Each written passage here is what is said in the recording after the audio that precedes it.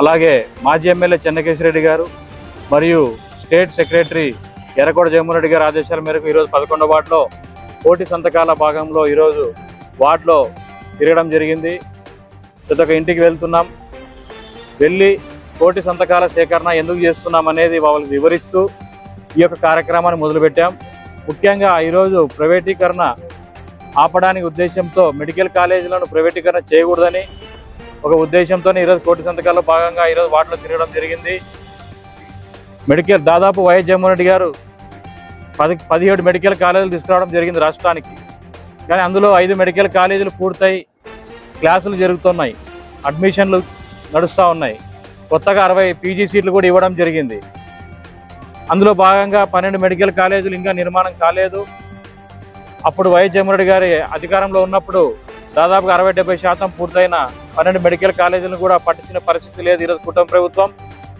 అందులో కర్నూలు జిల్లాలో మనకు కూడా ఆదోని దగ్గర ఆరేకల్ వద్ద ఒక మెడికల్ కాలేజ్, మనకు వెనుకబడిన రాయలసీమలో ఉన్నటువంటి మెడికల్ కాలేజ్ ఈరోజు మనకు ఆదోని దగ్గర ఆరేకల్ వద్ద రావడం జరిగింది.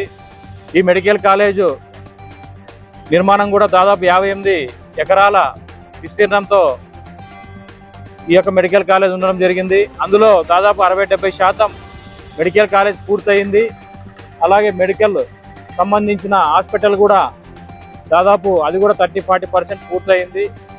ఒక 5,000 కోట్లు రాష్ట్రమంతా 12 మెడికల్ కాలేజీలకు ఈ కూటమి ప్రభుత్వం కేటాయిస్తే ఆ 12 మెడికల్ కాలేజీలు పూర్తయి ఈరోజు గవర్నమెంటే నడిపే పరిస్థితి తీసుకొచ్చే అవకాశం ఉండేది.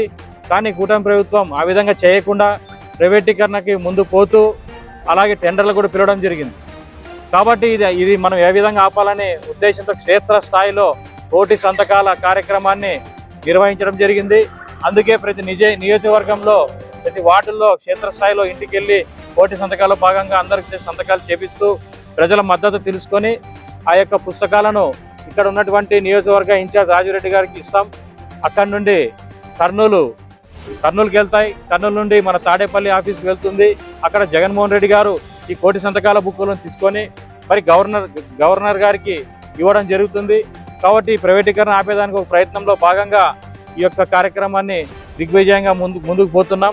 ఈ కార్యక్రమంలో పాల్గొన్న ప్రతి ఒక్కరికి ధన్యవాదాలు తెలియజేసుకుంటూ థ్యాంక్ యూ.